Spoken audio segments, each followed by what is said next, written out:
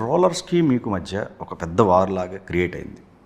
అయిన తర్వాత మీరు ఒక చెక్ పాయింట్ క్రియేట్ చేశారు.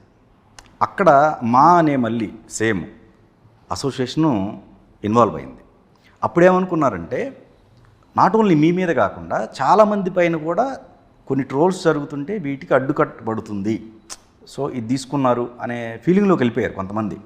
ఎక్కువ మంది కాకపోవచ్చు, ఒక 5-10 మెంబర్స్ అనుకుందామండి ఉంది అది. కానీ తర్వాత ఏం జరిగింది, అది కన్నప్పకు సంబంధించి మీరు పాజిటివ్గా ఇవ్వండి అనేది ప్రపోజల్ వెళ్ళినట్టుగా వాళ్ళు బయటకు వచ్చారు వాళ్ళంతా. See, my fight was not against all YouTubers అండి.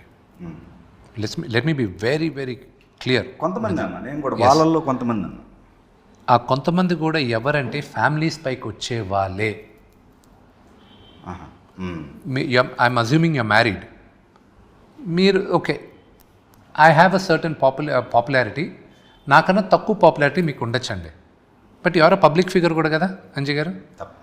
ఇప్పుడు మీరు పబ్లిక్ ఫిగర్ కాబట్టి రేపు మీ వైఫ్ పైన, రేపు మీ డాటర్ సన్ పైన, లేకపోతే మీకు డాటర్ ఉంటే వాళ్ళ గురించి నీ అసభ్యకరంగా నీ కానీ పోస్ట్ పెడితే మీకు నచ్చుతుందా?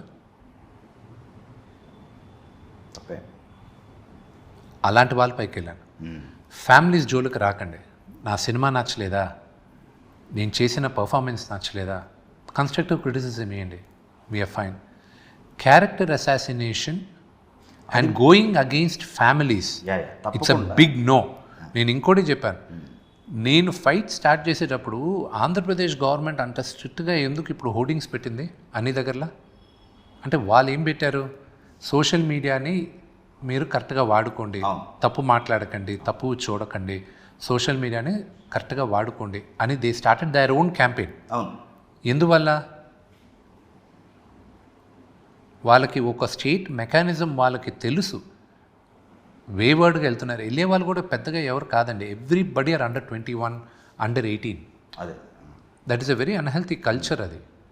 అది తెలుగు వాళ్ళగా అది కొంచెం సిగ్గుపడాల్సిన కల్చర్. అది ముమ్మాటికి ఖండించాలి విష్ణు గారు, అది నో డౌట్. కానీ అది అందరి తరపున ఫైట్ చేయాల్సి వచ్చింది. చేశారు. అది రివర్స్లో ఏమైంది, ఈ కన్నప్ప ఒకటి చెప్తాను, ట్రాక్ అటు తిప్పారు. Everybody can do what they can. వాళ్ళు ఏమైనా మాట్లాడచ్చు. మీరే అన్నారు ఏదో 5 మందో 10 మందో ఉన్న కొన్ని దాదాపు ఒక 1000 మందిలో 5 మందో 10 మందో అది మాట్లాడితే దాంట్లో నిజం ఉందా అబద్ధం ఉందా అని మీకే తెలుస్తుందిగా.